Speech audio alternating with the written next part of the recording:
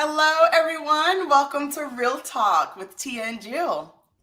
Hello, everyone. Welcome to this week's show. Yes, we are excited to have you here with us today because we have a great topic to talk about today. Of course. We're going to talk about budgeting. I know. I put on my LinkedIn that we're going to talk about the B word.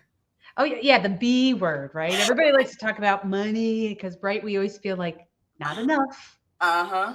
But yet we all are feeling what it means when we feel like there isn't enough. So we'll jump into the topic, but we, of course, want to start with our What's Trending section. And this is where we really connect some of like pop culture, right, with leadership. And one thing that I love about this new segment that we're doing is that the things that we see out in the world all the time, they do relate to leadership. And it's a learning moment if you think deep enough about it. And so we like introducing these things on Real Talk because they really are conversation starters that we have on the show, but also you can have at work, right? And start those conversations on a lighter note. So this week, I'm actually going to try to share the video. And for people who's listening on the podcast, they'll be able to hear the audio, but we'll also put the link in the show notes on where you can actually see the video if you're listening on podcast. Yeah, so let's dive in. All right, here we go. Okay, your home, auto, and business vehicle are all protected with Progressive. Nice. It gets a bit overwhelming running a business and a family. Ooh, it sounds like someone could use a vacation. A what? A vacation. Like taking a break from the stresses of life and work. Oh, like when I'm logging everyone's hours so I get to sit for a while. No. Oh, like when I'm making a delivery in my van and a song comes on that I like. No. So like when I take my work van to the car wash and it's all quiet in that tunnel for like 5 minutes? No, it's like when you go away and you take pictures and, I don't know, I've never been on one either. Okay, close your eyes and imagine yourself not working. Huh. Where are you? Feel like I should be at work. Well, at least you tried it. Ever wish you could just get away from it all? It's easy. Just click over here and away you go. I love that because I think that totally captures people working in the food industry. Absolutely, right? Like how many times do we have the conversation around, I have so many vacation days that's about to get canceled, or, I haven't taken a vacation in so long, or my team needs me. We hear that, my team needs me. I can't really take a vacation. Right? Yeah. Or what about the whole part about like, is vacation like when you just pause and maybe eat lunch at your desk? Or is vacation kind of like when you go away from work and you only check emails on your phone? Yeah, right, exactly. And that is so real. And we always say, right, if you feel that way, then you need to start looking at your leadership. Well, right? Not only your leadership, but just think how your team feels around you. Because you model the expectations of what, even if you say, oh, I never want my team to check emails and do work while they're away from work. Well, guess what? If you are, you're setting the expectation that they are. Yeah. I feel like vacation is almost one of the direct stories of how it relates to leadership and culture, right? Like if you have a strong leader who understands how to take vacation, set their team up for success so that they're actually gone on vacation, and other people feel like they can, when they're on vacation, they can leave work at work, you see that culture shift, right? It's a direct relation to how people show up on your team. Because I've been on those teams where leaders, they are off work on vacation, but they're still messaging, they're still calling, they're still doing these things. And they're like, oh, you don't have to do that when you're out. But the culture of the team is, oh man, because my leader's doing it, I feel like I need to do that. I feel like I need to check my email at least once a day. I feel like if I see something coming up and they're asking me, I feel like I should answer because my leader also answers. That's setting that culture. And it leads to burnout, stress, firefighting, right? And not being able to recharge. All the things that we talk about in our leadership courses. Yeah. Yeah. And sorry, you might hear the dog in the background. There's probably a squirrel outside. These are real moments, right? Squirrels. But this is what happens when we do a live show, right? Yeah. And I think it also, obviously tying into the B word today is, This is one of those things about building. We always talk about building bench strength. Yeah. Well, if you truly have bench strength, you can leave for vacation. Even when people leave roles, like not even just vacation, you should have succession plans. Yes. Like that all requires budgeting and time and investment and strategy. Yes. And as a leader, this is your responsibility because your function can't work if you don't have people to do this work. Right. Yes. So you are limiting your organization's capacity to move forward if you are not advocating for development. Absolutely. If you find yourself in a situation where I don't know what vacation feels like, right? Or my team doesn't know what vacation feels like, or you're encouraging your team to check email while they're out on PTO. Like we've heard that too, where it's like, oh, just check your email once a day. No, if you can't manage without that person while they're on vacation, I mean, here in the States, it's not like we get a whole lot of vacation. Let's be honest, right? Like if you cannot manage your teams while they're being out on vacation, and even in countries that get a lot more vacation than us in the States, if you cannot manage your team with them being out on vacation, you need to start looking at how do you budget in leadership development, because that's what's missing. And I'm actually even going to scale it down because how many times are you in a meeting with a leader who all of a sudden is like, oh my gosh, I need to go. Oh, yes. Or, oh, I can't show up to that meeting today because I have this going on, or so-and-so is out. That is a moment of telling us about your leadership. Because if you can't step away for a meeting, for a 2-hour thing, for a half-day session, insert. If you have to show up at the audit to support your people because you feel like you have to be there, that's a moment to really think about leadership. Yes, yes. So it doesn't have to be something as long as a vacation, but every time you're like, I need to be there because I have to handle this because I don't know if they can. I don't trust that they can. I need to be their support. We like to use different words so it doesn't sound like we're the hovering leader, but really we're like helicoptering around our people and really micromanaging them. Jill, you and I, we speak out across the industry at different events. How many times do we see leaders, senior leaders, right, in places where they're supposed to be building their network, they're supposed to be gaining skills themselves, and they have their laptop up, or they're stepping away, or they feel like they need to be involved in whatever the day-to-day looks like. And obviously there's times where emergencies come up and you need to, but most of the time it's not an emergency that's coming up. It's just ingrained in that culture. That's the way leaders show up. And in reality, they're like putting a Band-Aid on missing leadership skills in their organization. Yeah. And that's a whole nother show about these elevated cortisol levels and like adrenal fatigue, because we keep saying everything's an emergency when really like, right. Somebody being injured or dying, like having a recall and maybe our building on fire or something like, those are actual emergencies. Right. Yes.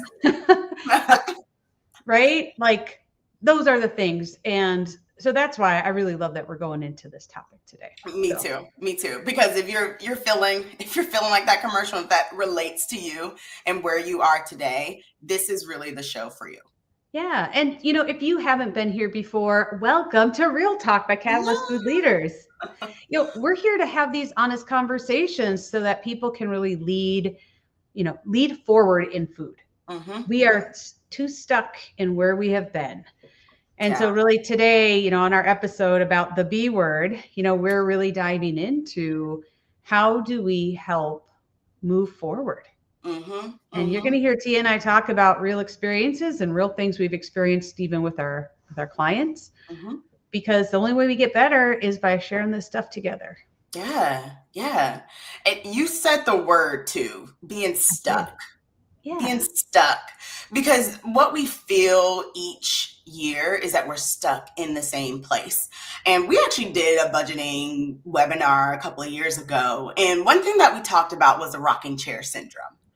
I'm curious in the audience if you've ever heard of the rocking chair syndrome. Put in the chat, let us know if this is a new term for you.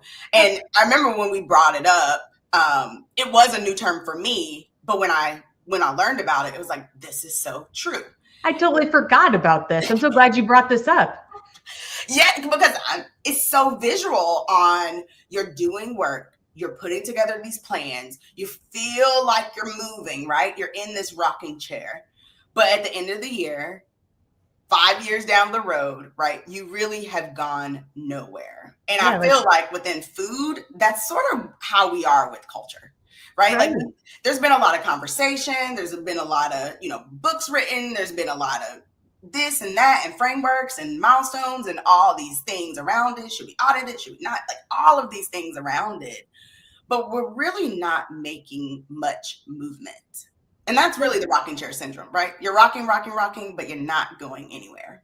Yeah. And, I would say it applies to culture. I just saw another thing where someone was like, it was another session. And I love that people are talking about with culture. It's not just about doing the assessment and having training and putting a plan together. Like you actually have to do the work. Yes. And that's what people always say, like, well, what's the actual work? Like we did training and we did town halls, but like, that's why you're on the rocking chair because you haven't done actual work to be able to move forward. Yeah. And it's not just with culture. I mean, I remember looking at our goals from year to year for our team and thinking, I mean, they're kind of different, but they're really a lot of the same stuff.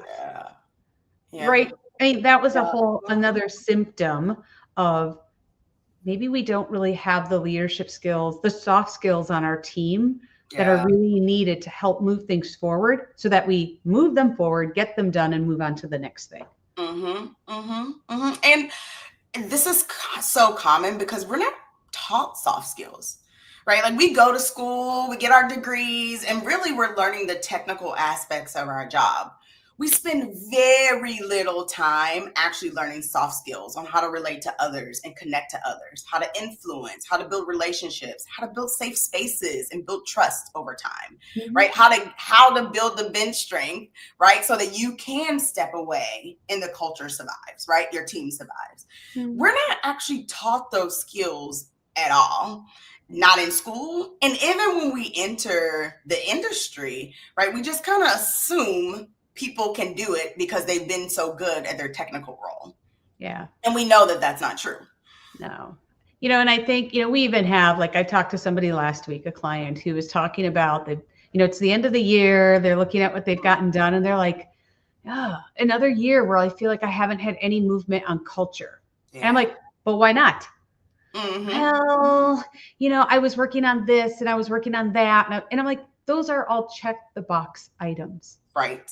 Why are we not moving forward on culture? Why are you not moving forward with culture? And we do it in a soft and gentle way. Well, sometimes I nudge hard, but really what it comes down to is this moving into that space because it is behaviors. It is soft skills. It is not doing what you're doing today because you have to do something different.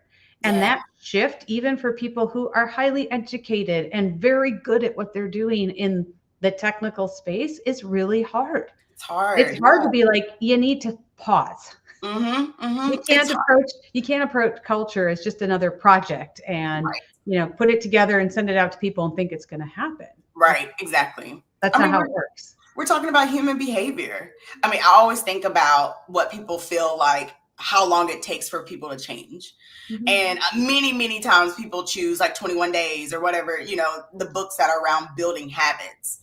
But in reality, it takes close to a year for behavior to change. And when we think about our day-to-day lives, we're trying to change many things at once, right? Yeah. And we've been doing the thing that we don't want to do for so long. So to shift that behavior, I always say, hey, if you've been doing this for 5 years, you should expect at least 5 years to see a major shift in your culture, or if your culture, if you feel like it's extremely toxic, you might need longer than that. And that's because human behavior, it takes time. But like you said, Jill, you have to do the work.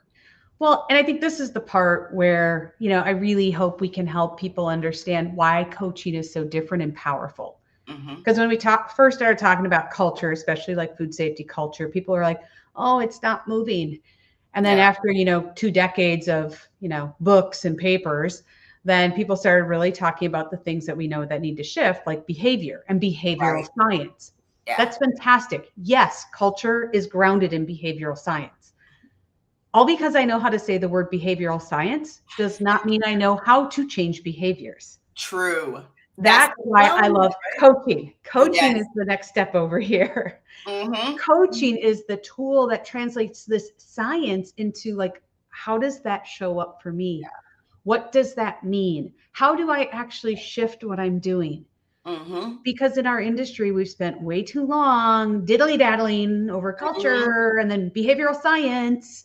Yes. This is where it needs to happen. It's not just training people. Yes. Training has the whole forgetting curve, and we all go in, we come out, and we do nothing. It's the people do the half-day workshop and they're like, gosh, well, I remember doing it. It was a good training, but I don't use it. Right. Exactly. Coaching doesn't have space for that. Yeah. I mean, it does, but then you are very conscious and aware that you are choosing to not be doing that. Right. Exactly. Exactly. It's so all that's about. why I love talking about this, because as we think about even our budgeting, we kind of do the same thing where it's like, well, we want things to be different.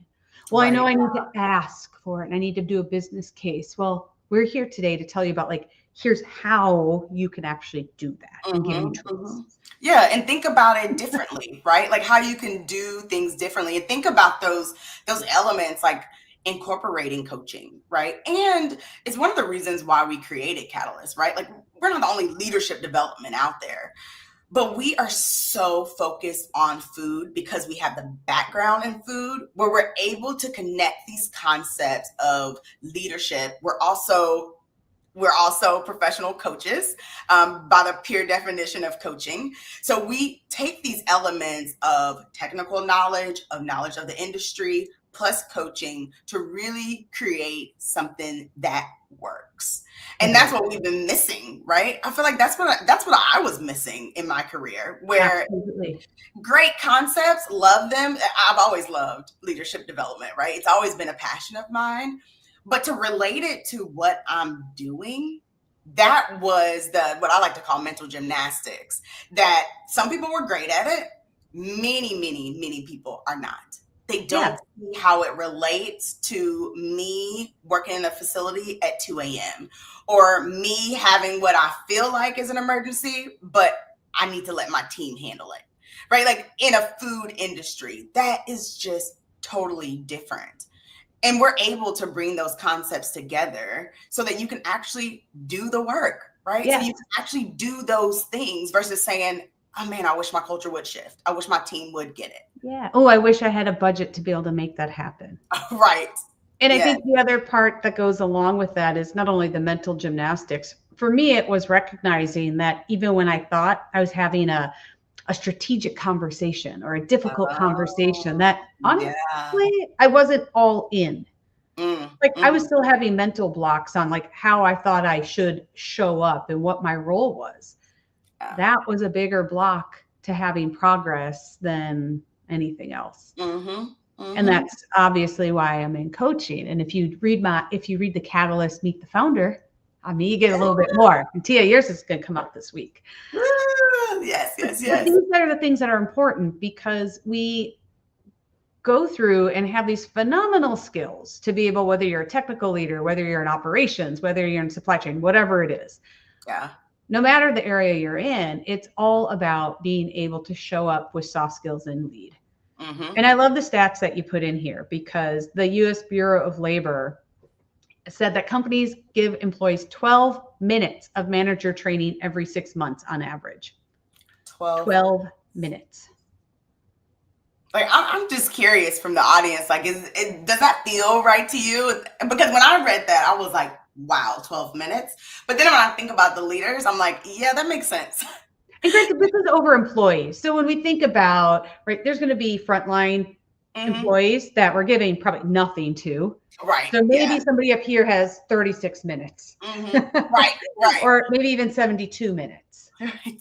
Or, I feel like this is a very industry very interesting, specific on like, oh, we need to have a training, but it needs to be less than an hour, or it needs to be less than 30 minutes, or we need to do it in this 10-minute frame, right? Like, I feel like that's really been the energy in the industry, which isn't necessarily a bad energy, but if it's something where, okay, we want shorter bursts, you got to do it more often, right? You have to touch base more often in ways that make sense. Yeah. And, here we're talking about how do you budget for development? And really it's leadership development, because you all plan typically some budgeting for, I need to go to a show. I need to show up to advanced HACCP. I need to go get this certification. Like, you often have that budgeted. So we're really kind of focused on this leadership part, because this is the part that people like to kind of kick out the door. But this morning I actually I had an email from McKinsey. They're a leader, obviously, in, consulting for businesses to do more. And they said, now more than ever is when you need to invest in L&D and people. Yeah. Because everybody has access to AI and the capacity that brings. But if you don't have people who know how to interact with others, who know how to use some of those tools. But really, even if I have this tool, I still can't interact with the people around me. Right. I can't make things happen. Right. Exactly. And business is people. No matter how much how many tools you use, it is people to people. Yeah. And we felt that, right? Onboarding a new tool. If you don't have the people there, right, it's really not going anywhere. No, it's not going anywhere. Yeah, I mean, and you see that through the data, right? I love it that McKinsey's talking about that. Mercer's report have said you win the war on talent by investing in your people.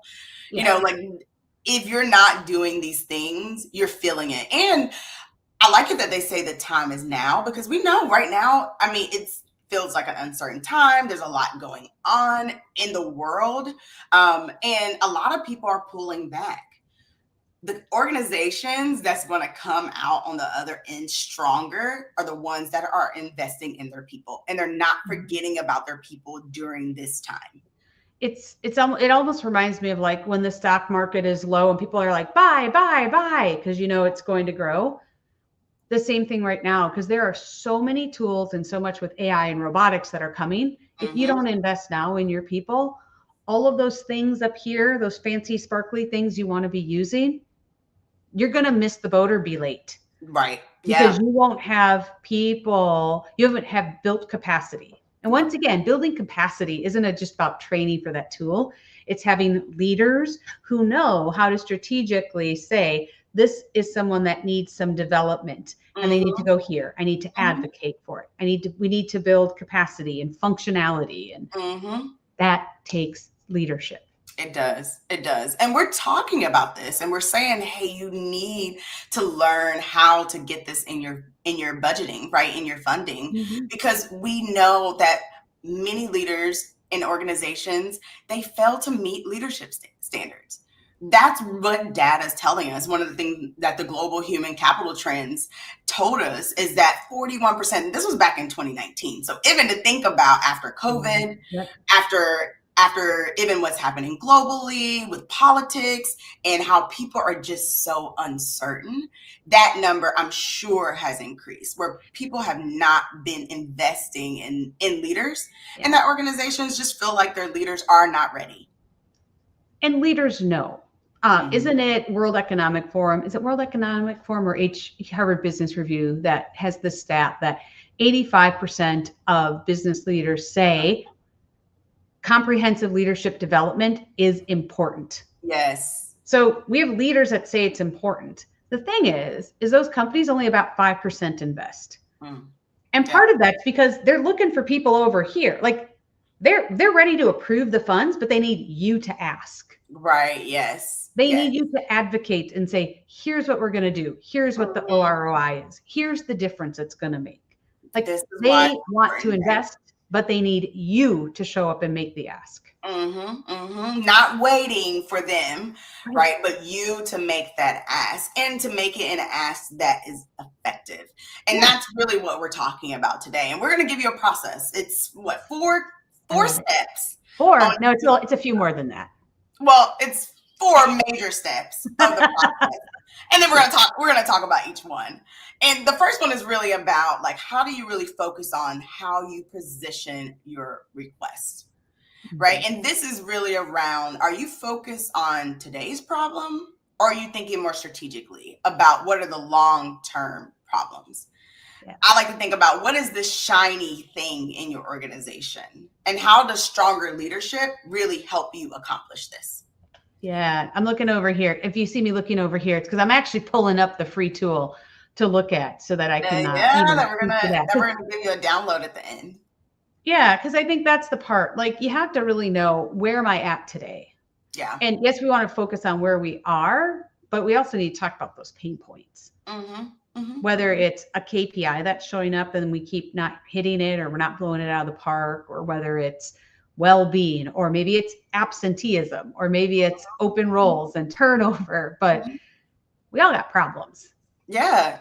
And you need to be able to relate that to the development of your people, right? That's really on you to be able to say, we're having issues with employee turnover. I can't seem to get tenure on my team. This is how development will help me get there. Yeah. And you need to also not only focus on the numbers, but bring in the human side. Yeah. Like, I have people that tell me they are having panic attacks. I have people that are struggling to be able to go home and unplug, and it's affecting their quality of life. I'm concerned they are at risk for quitting on a regular basis. Yes. These are things that are real and serious. And you have to take the time to find that information out, right? How many times do we run into people and they're like, oh, this person quit. I had no idea. Yeah. Right. I had no idea that they were going to quit. I just had someone do that last how week. Did you not know? Yeah. They were kind of like, well, it doesn't totally surprise me. And I'm like, but yet you had them doing one thing that nobody else on your team was doing, and you didn't take any time to build bench strength and cross train. And yet you still kind of had this little voice inside say, I think this person might be at risk. These are the things that are real. And now this person is scrambling and trying to figure out, how do I fill this in? Because 2 weeks goes really fast. And this is not something that someone's going to learn in 2 weeks. Yes. Right, exactly. And if you're someone that works in food service and you're listening to this, like, I feel like this is a really good example for you, because we see a lot of turnover in food service. And sometimes in restaurants and food service, that's just the way of the business, right? Because of the age of the people that we hire, right? They might be in school. They're going to eventually do something else versus stay and work at your organization. And we know that. How are you building the bench strength behind them, right? How are you building those skills up so that you can easily transition? And if you have not had a conversation about retention and you do work in food service, you need to start having it. And you need to build it around the type of budget you're building around developing your team, and even developing yourself on how do you help ease that transition, right? How do you help have that conversation with your team when those transitions happen? And then when I think about on the flip side in manufacturing, where you really do, in the past, we had really long tenure.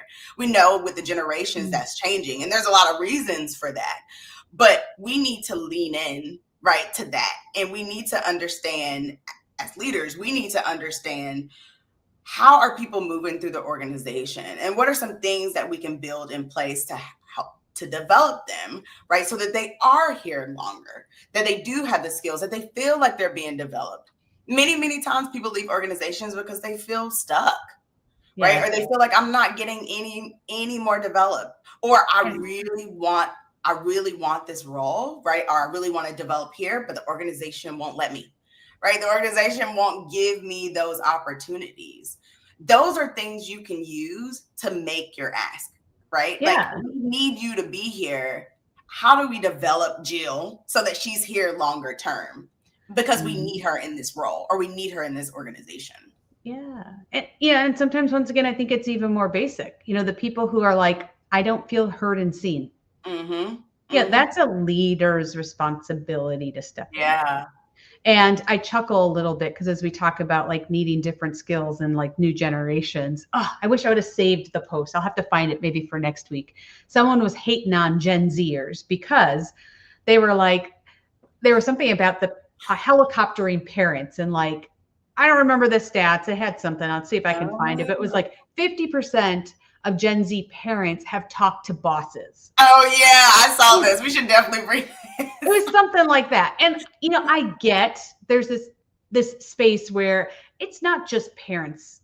Y'all want to blame parents for helicoptering, but part of it is because as leaders, we haven't showed up to help these people. Right. We haven't met them where they're at. Mm-hmm. And so while we may kind of like, I know I call it kind of hating on them, but while we're digging on them, sometimes you got to sit, it's the whole finger pointing. The three are coming back to us. Yeah. What is it about us that we need to stop and be like, I might need to develop some different skills to work cross-generationally a little bit more effectively. Yes. Yes. That has nothing to do with building technical skills, folks. Right. Mm-hmm. I think that's one of the reasons, in my opinion, where the time to develop yourself and your team is now because of all the generations that's in the workforce right now. And it's crazy and it's amazing all at once. Yeah. And it's a positive thing if we just lean into giving our teams the right skills to be able to communicate across multiple generations and able to to foster collaboration and communication and influence. Like that takes work to do and it takes skills to do. It does. And I think that's also part of, as you think about making your case for development, the first part was kind of this, like, where are we today? What are the problems? Mm-hmm. But you also have to build the picture of this is what it can be. Yeah. Yeah. Like, we need to show like, gosh, we can work more effectively across generations. We can, build better bench strength. We can cross-train more effectively. We can collaborate. Those sound pretty cliche, but here's the thing. The reason they sound cliche is because they come up over and over and over. Yeah. And we haven't made a meaningful difference in how we're approaching them to have better outcomes. Yeah, we don't take the time to actually think about those things. Like, where are we today? Where do we want to go tomorrow? And connecting it, right? Connecting it for the organization. And, we talk all the time, like, stop waiting. And a part of that is we're waiting for people to make this connection for us, when in reality, we are responsible for making that connection. It's one of the reasons why when you get the tool, you'll be able to walk through these steps of what's important, right? Like what's important today, what's important tomorrow. And in that, we don't spend the time to do that. Mm-hmm. And so we end up making a request that's like, I need to go to this leadership. I need to go to this leadership course. I need to do this coaching, but no one can really connect it to what do you hope to get out of it? Yeah. And I have to just pull in this moment because I think some people may be like, that seems really soft. Like nobody wants to hear that. We're all about ROI and all that. Well, about 3 weeks ago, I don't know, Sharon, if you're on, you can tell me the exact date. Sharon KK Beals, right? I love that you watch. But the women group actually hosted a webinar that was like a financial talk. Mm-hmm. And they had a CFO on who said, look, we're not just about the numbers. Yes, we are very much about like, what is the ROI and like, what is our return and like, what's the cash flow, all that, right? Yep. Mm-hmm. But they said, what we really need to understand is what will this decision get us? Yeah. Like, come talk with us. Tell us the story. Help us understand where we're at today and where we need to be so that we can help you plan the financial part of this. Right. Exactly. And I loved this webinar because I think what it brought up for me was that so often we're the first ones who go, we were not going to be able to get that money. Right. Yeah. Or our next level leaders, because they're really kind of like us, but just elevated into a new role. True. Because it's progression, right? Our technical leaders. Yeah. They too have been so wired to think, I have to show the ROI. I have to show this number. I can't add to budget. We need to help them really think about like, how do I tell the story? How do I tell the story of what we need and make it humanistic?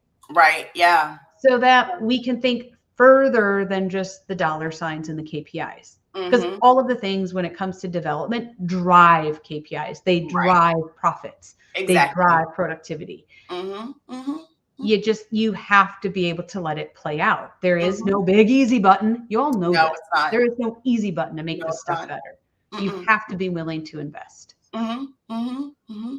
And every situation is different, right? Like what you need and how you need to tackle, right? The human side of being burnt out or being stressed or, people not showing up to work because they don't feel comfortable even in their environment. Like those things, it's different across organizations that might be seeing similar, right, symptoms. Mhm. So really understanding what do I need, or even like you might even be at a position where you're like, okay, my team is stressed out, we're burnt out, but we don't even know where to start to even make this request, right? Mhm. Our tool is going to help you.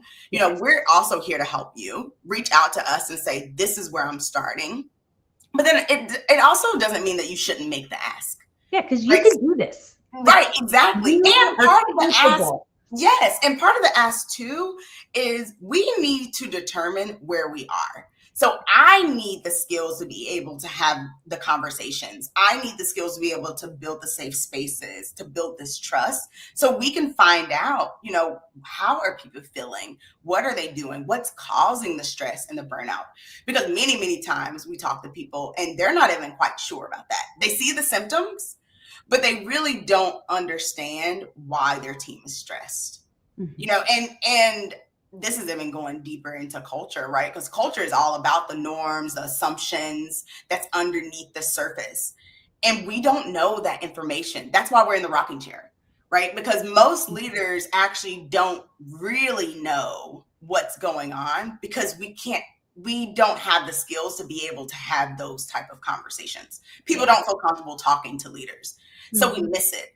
And it doesn't mean that, hey, I got to do all this work to be able to make the request. No, you need the money to be able to develop those skills so that you can figure out what are the root causes here so that we can make our long-term plans. Right. Yes. So we can make the ship move, right? So we can reach our goals. You might have to develop that plan as well if you don't know where to start.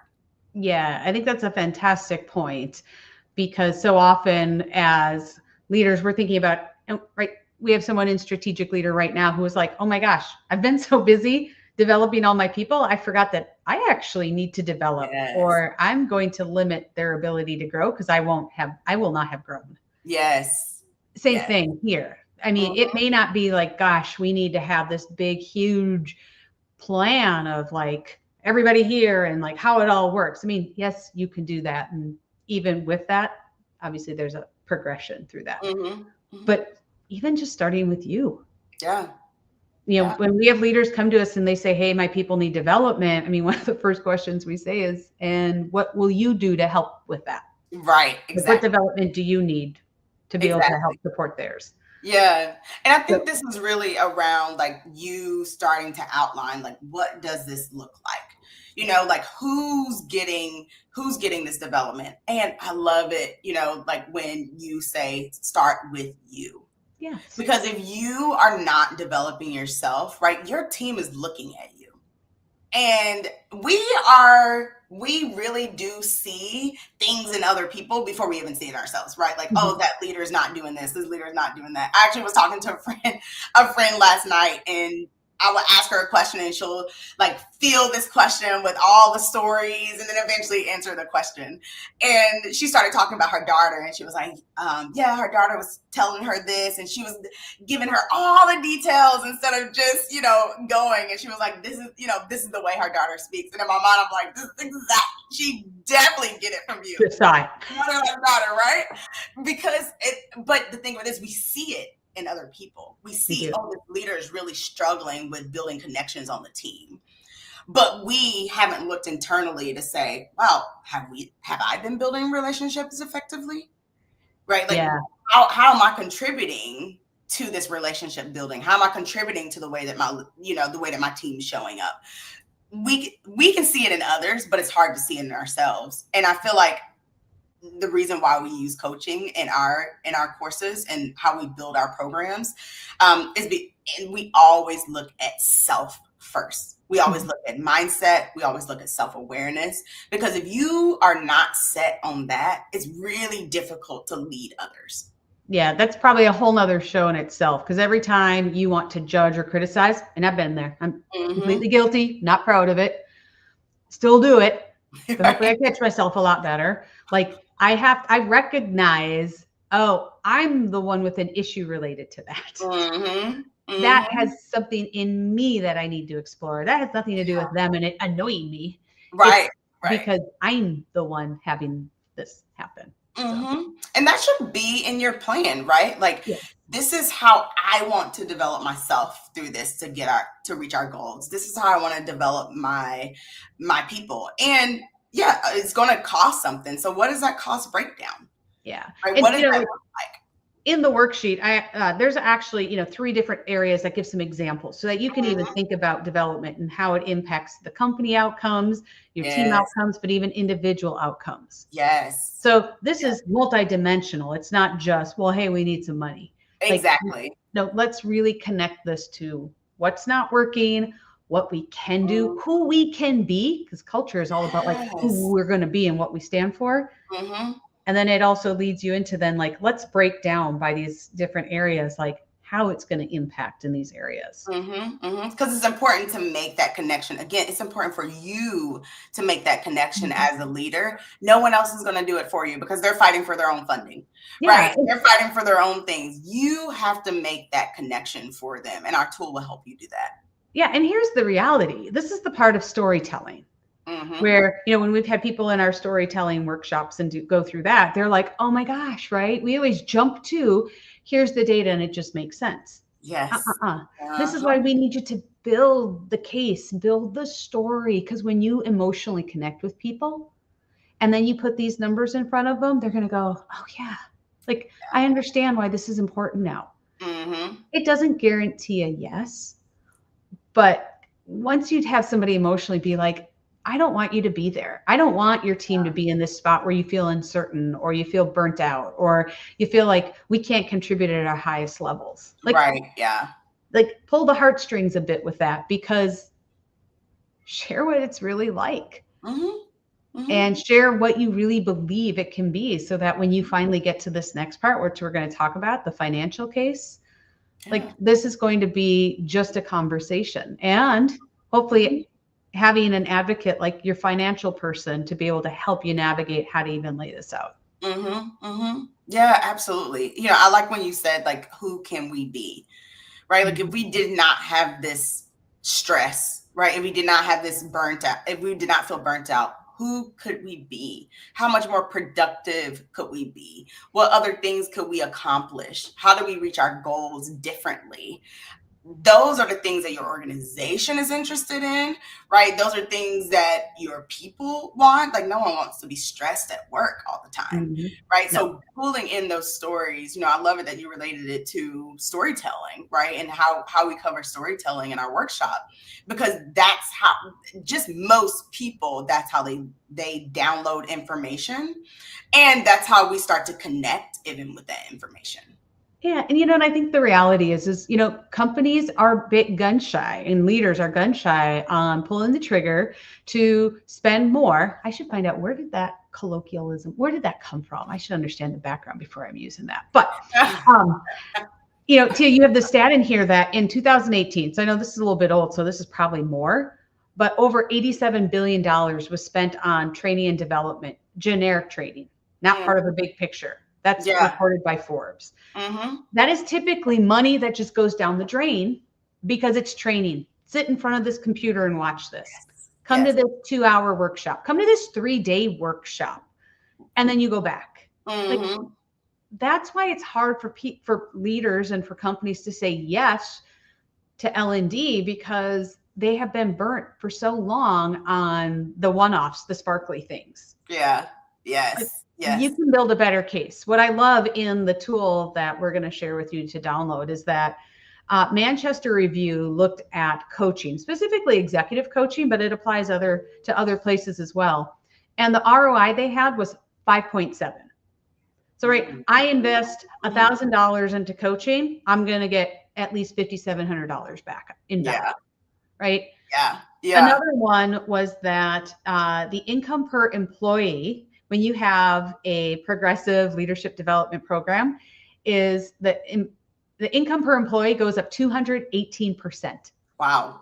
So if you're expecting me to make $100,000 with my contribution to work, well, now you're going to get $218,000. Yeah. Like, that these is are real numbers with real data, real citations behind them.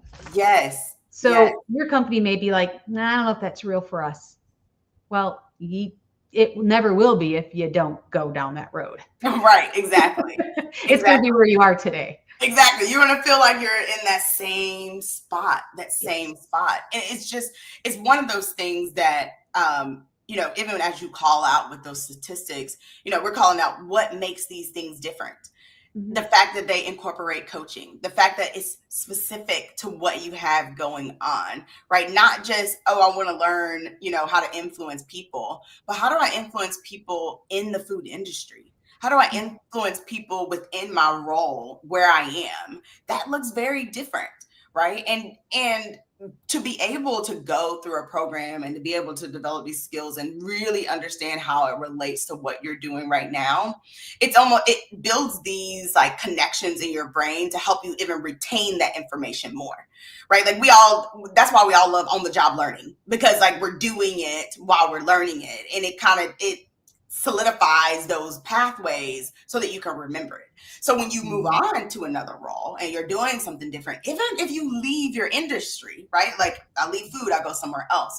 Those skills stay with you because you learned something that was specific to your role. Yeah. And kind of like you get kind of rusty and you may not remember all the details, but you've laid down the pathwork. Well, you have to keep practicing, right? Well, and it's the same thing with development. That's where I'm going, of course. Right? Like if you just use it once, it may be great. And you may be like, gosh, I used it for 6 months. And then I kind of fell off the wagon because work got busy, life got busy. Right. Yeah. Well, you got to keep practicing. This is where the ROI gets into these numbers that we talked about. Yes. They are not inflated, but I certainly encourage you to not inflate numbers for ROI, because it's the whole under promise, over deliver type thing. Right. That's what you need to be doing. But there's a whole sheet in here that kind of walks through like cost of the program, even per person or total, the length of the commitment. How can you compare it to the industry benchmarks or even things you do for internal training already? Yeah. Whether you're doing something and comparing it to that, or if you're doing nothing, well, that's a pretty easy comparison. We do nothing today and let's do something. Yeah. Yeah. I think that's a fantastic tool as you're looking at how do I really gain the funding that I need to build a leadership around. And a big piece too, like we talked about some advocates really in your finance team, right? Yes. Helping you build your ROI and what's important from a financial standpoint, but you have other people around you that are your advocates, right? Your team, your manager, right? Your manager. And how can they help you build that story around what's important today and what's important into the future that we're going towards, and even if they don't know, because we talked to a lot of organizations that really don't have a future vision, they will at least let you know what are conversations that they're having that you're not in. So you can help build that vision for the organization around this is why we need this type of funding and help you build your story. Absolutely. I think even if it's, I'm going to pick on supply chain. Supply chain is really frustrated because when it gets to us, it's bottlenecked. Yeah. Every time it comes, it's a stop. R&D, insert, there's always something happening. So find people who are your allies who can help you say, you know what, this would make a difference in how things flow for us. Yeah. And this is how.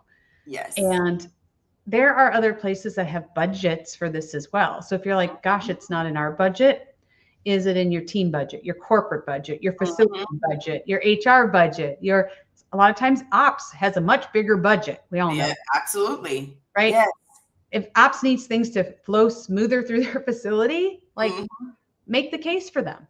Mm-hmm. Mm-hmm. We talk with facility managers who they're the ones who are often like, yes, we need this. Right, exactly. And they're like, and yes, I can find the funding because I can shift a few dollars from here to there. Exactly. And they'll benefit from it. And you've made that connection around benefit. And just to use some of the examples we used before, of leaders who are like a helicopter, right? They can't step away or they must always be there. For you to think about, if I did not have to show up in this way, what else could I be doing? Yeah. Right? What else could I be making this time for? How else can I help my cross-functional partners? Like if me and all my team is in this spot together and we all have to be there and we all have to work through this problem because we don't really have the skills on our team so that one person can manage it. Imagine if you freed up the leader to actually be a strategic leader in the organization. Yeah. Right. Imagine if instead of the VP sitting in this meeting, the VP is actually going out and doing other things. Like, what can your maintenance partners gain from you? What can your operations partners gain from you? What can your food safety partners gain from you if you were able to step away and actually step into these other spaces? Yeah. And I think the other part, at the end of the day, another stat that we had is 74% of people say that lack of development keeps them from reaching their full potential. Mm-hmm. And I think about being in jobs where I'm like, I feel stuck here. Yes. I feel like there is no other role here that I can go to within this company, so I'm going to need to leave. Yes. But guess what? Had somebody said, had I even taken the initiative myself to say, hey, here's some development I want to do so that I can perhaps have different opportunities within this company, or even prepare myself to go to a different company, but maybe at a role that I want to try versus just lateral. Right. Yeah. So I think we really have this opportunity to think about how do we contribute more. Mm-hmm. Mm-hmm. The part that's going to get left behind as people are forging ahead in AI and all this stuff is the humanistic side. Yeah. And the people who can do the humanistic side of leadership are going to go much further than the people who are sitting back and like, they're the awkward people in the, I'm going to pick on them. The awkward people are like, I don't know how to people.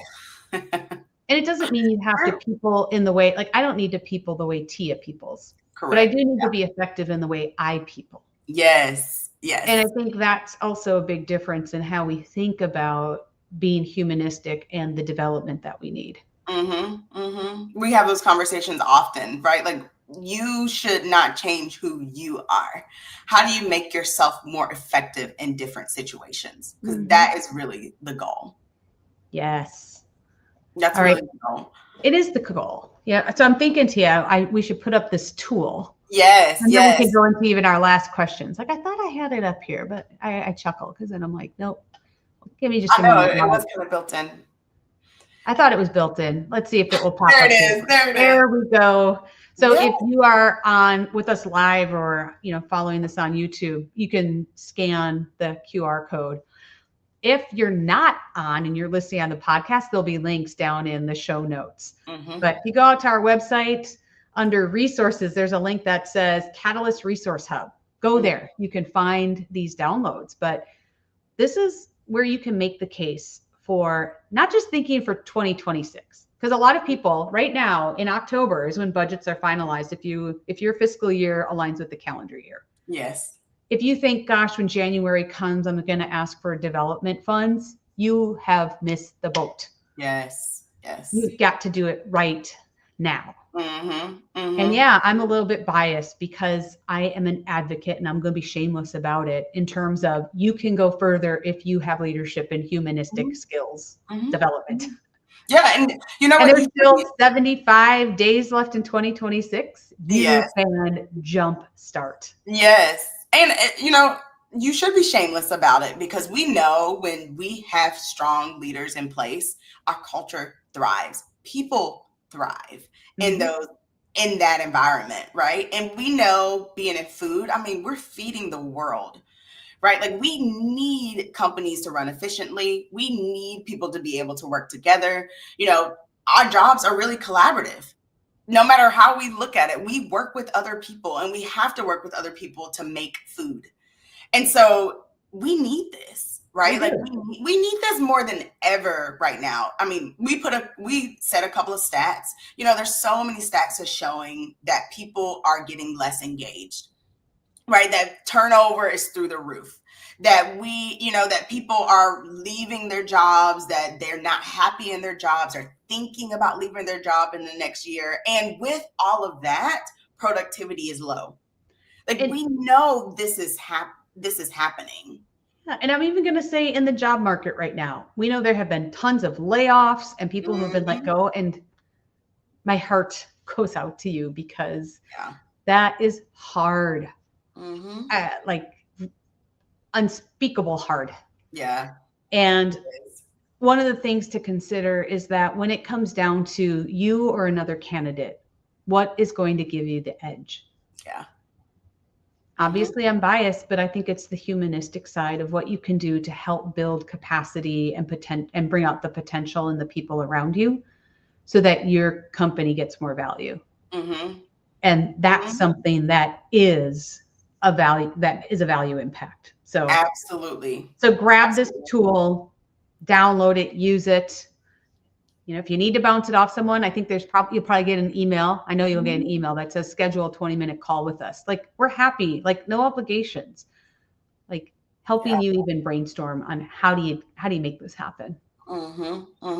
Yes. Okay. Yes. So, I know we only have a few minutes left. Oh, I have to manage time better on this show because we've got to be done about now. You are doing fine. You're doing fine. All right, Tia, what's one great information? What's one leadership belief you've let go of around budgeting and why, or development and why? I would say, I think one thing that I missed when I was asking for funding is that I don't know if I was great at that storytelling at the beginning of who are we today? Who do we want to be in the future? And how does leadership play a piece with that? I don't know if I was that great about it. And I don't know if this answers the questions around leadership belief I let go of. But many of us, and we talked about it earlier on the show, that we are really just trained to state the facts and the data and to stay there around like, well, if they just hear it, right? If they just hear how many recalls, if they just hear how many people are let go, if they just kind of hear these things, that they're ready to move. But you really do need to build this story and be able to relate on an emotional level. And one thing that I love about our tool is that we have people who use our tool walk through these scenarios so that they can build that story. And I feel like I just wasn't that great at that early on in my career. And I wish I had a tool like this to really think through, right? Like, what are these things behind my ask that I can build this story? And I'm sure I would have gotten a lot more yeses. And as I grew in my career, I started doing this more, and I did get a lot more yeses. And exactly the way you talk about it, it doesn't mean it's necessarily coming from my budget. Or, I was in food safety and quality most of my career. So it doesn't mean that it's coming from the food safety and quality budget, but is it coming from the plant budget, right? Is it coming from corporate budget? But once the organization understands, yes, Tia needs this development, or Tia's team needs this development, the organization is going to figure out a way on how do we get these funds to make it happen? I just had to get better at storytelling. Yeah. No, I think that's fantastic. Right? Like, I think last week we talked about Maya Angelou, and it was like, know better, do better. Right. And I would say for me, the shift, the belief that I let go of was that experiential growth was adequate. Oh, because for so long as you're going through things, you're like, oh my gosh, well, I ran into this really hard situation and I learned more about myself, or like conflict and this and that, or I learned more about other teams. And experiential growth is important. Yes. But an actual plan on development and growth is powerful. To me, it's the difference of like, well, I had to figure out how to build a new house because mine burnt down. Right. Versus, you know what? I went to school so that I could learn construction design and interior design and these things to actually be really intentional about how I put things together versus I learned because I was in the fire. Right. Which one is going to have the easier time? Which one is going to be more happier at work? Yeah. And I think for too long, we're sold this story that you're growing just because you've experienced all these things, or you've been in the trenches and you've fire fought, or just as you've through the year, what have you learned? Well, that is like minutes. I mean, it's important, but it's tiny compared to what you can do when you're intentional about how you want to develop and learn. That's such a great one, Jill, because I feel like, especially in, I'm not going to say the older generation, right? Like, I feel like that's what we sort of say, like, you need to be in this really terrible situation and then you will learn. When in reality, actually human beings, we learn. I mean, I have a toddler, so I'm like going back to literally the basics of human development. And we learn through play. We actually don't learn through these stressful situations. Of course we learn, but it's really not the most effective way of learning. It's learning through play and guided play, right? Like when you talk about like having this plan around how you develop, that is actually more effective than throwing people into firefighting situations. Because what do we talk about? Like we trauma bond on like, oh man, we went through this and this is how terrible I felt. And yeah, I learned some things, but oh my gosh, do you remember when we had to stay late nights? That's really what we're talking about. We're talking about the shared stories between us versus actually the learning that we developed. Yeah. That's a good one. That might actually be a really good topic too. That could be, so I always want to know after today's show, what's one thing you're taking back or one belief you're giving up? Message us or, put it in the comments. We'd love to know. Yes. And of course we want to know too, how are you using the tool? We want to see it, right? Like, how are you? There's going to be emails coming to you when you download that. Just two or three. So, and reply back. Let us know, right? Like we see your emails. Reach out to us. Let us know. And if you're struggling with any part of it, reach out to us. We are here to help you along your journey. Yes. Oh gosh. Well, that is today's Real Talk. So if this sparks something for you, please share it with someone else in food who's leading with heart, grit, soul. And subscribe. You can subscribe on YouTube. You can subscribe on Apple. I'm sure it's another podcast, Spotify, all the places. Catch the next conversation, right? Mm-hmm. And remember that when leaders grow, cultures change. So we'll see you next time. See you next Monday. Bye.